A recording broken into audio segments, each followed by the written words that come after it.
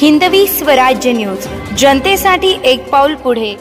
अल्पवयीन मुलीचा विनयभंग केल्याप्रकरणी नांदगाव पोलिसात गुन्हा दाखल।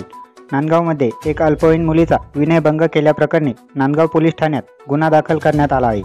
पोलीस सूत्रांनी दिलेल्या माहितीनुसार नराधम याने संशयित आरोपी फिरोज अनवर खान इनामदार याने फिर्यादीच्या घरासमोर मोटरसायकलवर येऊन पीडितास म्हणाला की तू परवा पळून जात होतीस, तू आता माझ्यासोबत चल असे म्हणून पीडितेचा हात पकडून व पीडितेस अंगावर ओढून तिच्या मनास लज्जा उत्पन्न होईल असे कृत्य केले म्हणून गुन्हा दाखल करण्यात आला आहे।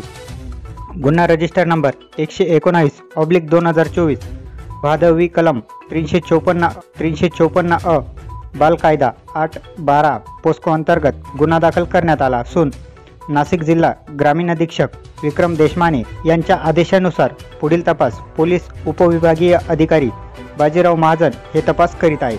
नांदगाव पोलीस निरीक्षक प्रीतम चौधरी यांच्या मार्गदर्शनाखाली PSI संतोष बहाकर अधिक तपास करीत आहेत। यांनी सदर आरोपीला मालेगाव न्यायालयात हजर केले असता नाशिक कारागृहात रवानगी करण्यात आली आहे।